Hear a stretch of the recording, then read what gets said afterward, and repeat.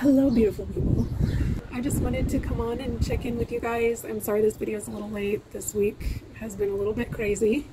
For those of you who may not know me or who may be new here, welcome. My name is Mindy and I've lost about 100 pounds on Wegovy and Mounjaro. Going through a lot of transitions right now in my diet and my life.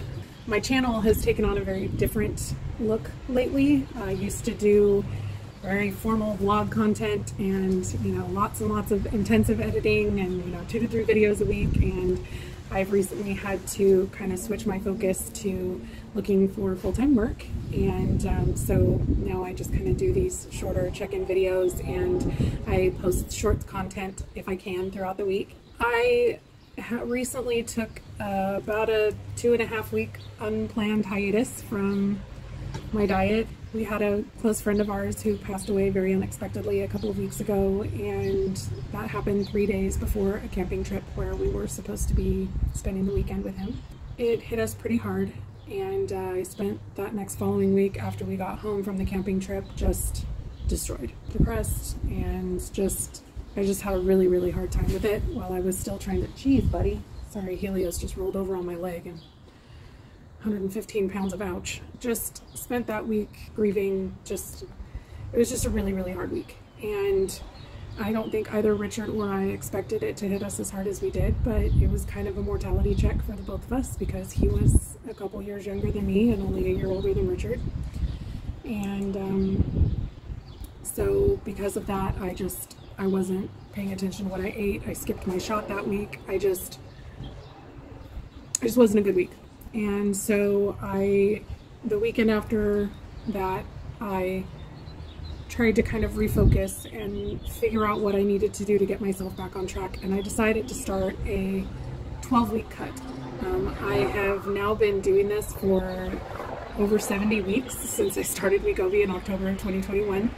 And it's just been getting really hard lately to stay focused and not just feel defeated and like I'm just doomed to stay where I'm at forever. Like, I've been at this 100-pound mark pretty much since like October of last year, and I just keep losing and gaining the same 15 pounds, and I know that's not healthy for me, but I needed to find a way to try and focus things in a better direction. And the way I decided to do that was to create a defined cut period of time, because I did some research and found that staying in a prolonged calorie deficit over a long period of time can have some ramifications on your health, your mental state, a lot of things. So I'm gonna kind of put a timeline or an end point on this particular cut cycle of 12 weeks.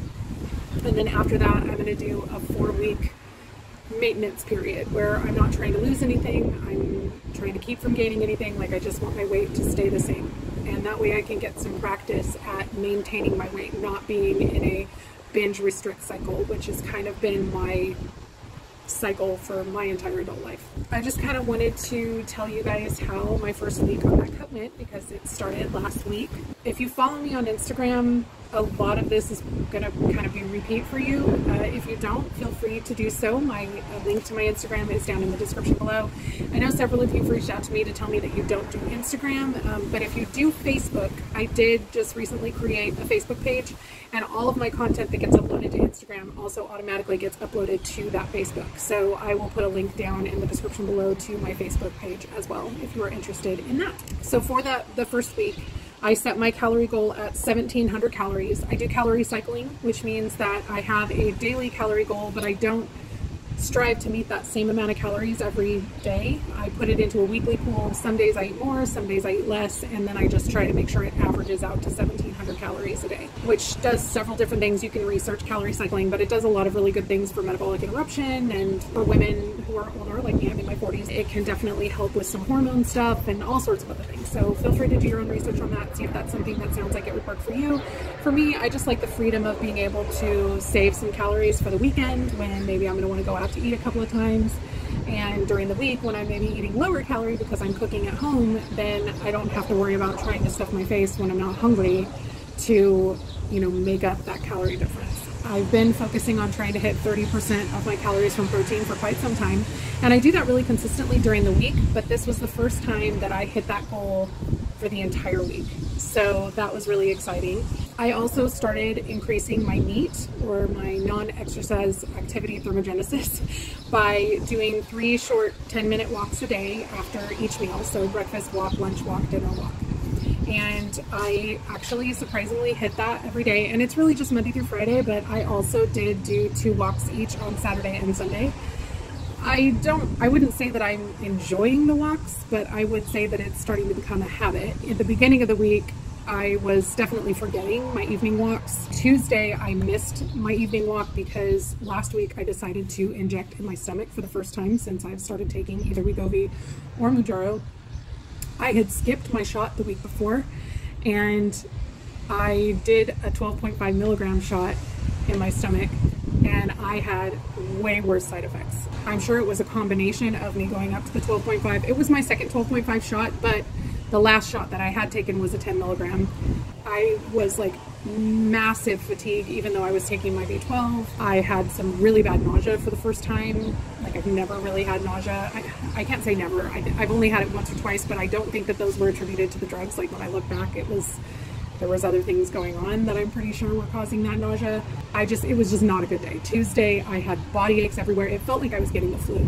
I was actually worried that maybe I was getting sick. I even took a COVID test, which was negative. And on Wednesday, I woke up and I was feeling better. And by Thursday, I was back to normal.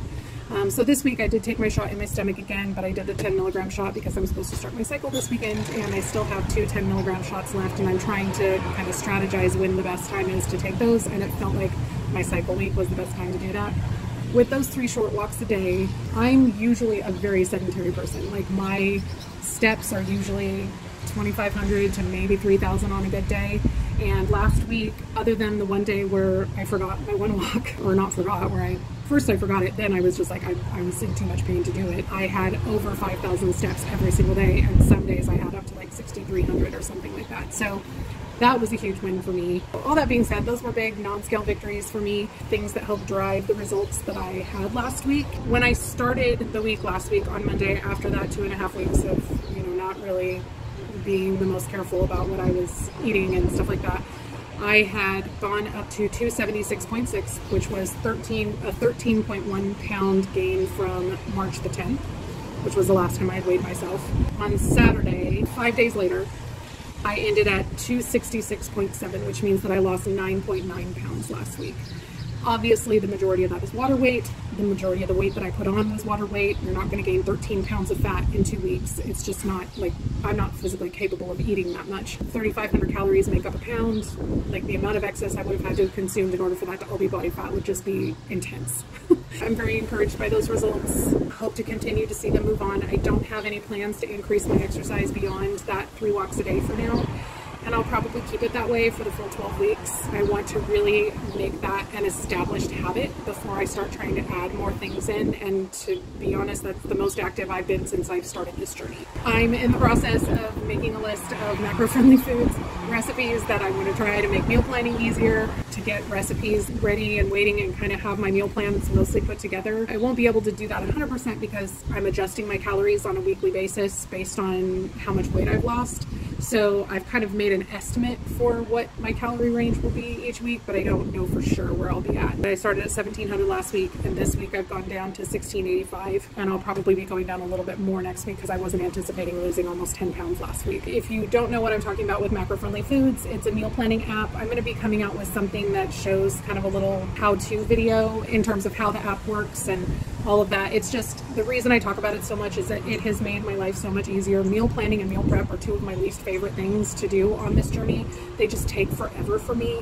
So since starting to use the Macro-Friendly Foods app, all of the recipes are protein centered, they're all low calorie, and they're all delicious. They're family friendly.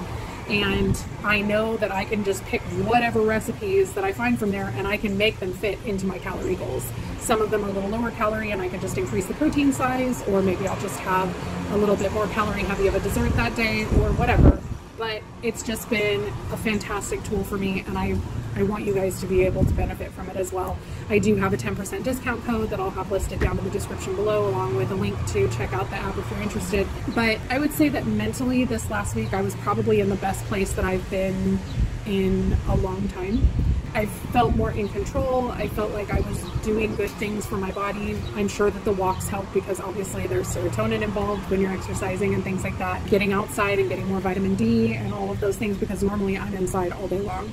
So spending more time actively with my dog, you know, all of those are things that help your mental state. That was obviously a very, very pleasant side effect of those changes from last week. Other than that, on the job search front, I have actually started applying for jobs this week. Last week I was finishing up, brushing up on my Python knowledge and starting to work on formulating some ideas for making projects to put on in a portfolio so that I can have some examples of code that I've written for potential employers to look at. That process has been a little frustrating. It's really difficult for me as someone who prior to this career change was considered someone who was an expert in her fields. It's really difficult to try and transition into entry-level work where, you know, you're specifically searching for entry-level work and these jobs are saying they're entry-level, but then they're asking for 3 to 5 years of experience. And it's like, it's not an entry-level job, guys. Why would I be looking for an entry-level job if I already have 3 to 5 years of experience, you know? So it'll get there. I know that I will find something. I know people that in my life that have recently made career changes to the tech industry where they didn't have experience and they experienced a lot of rejection, but they finally found something. So I'm hopeful that I will be able to find something. I think that's pretty much it for today. I've been rambling quite a lot, so sorry about that. Anyway, if you enjoyed this video, please give it a like and say hi down in the comments. All of that really, really helps the channel. I will see you guys in the next one. We're on a journey, looking back on the things that we've taken for granted, but feels like we're learning to be better without what's been holding us back now.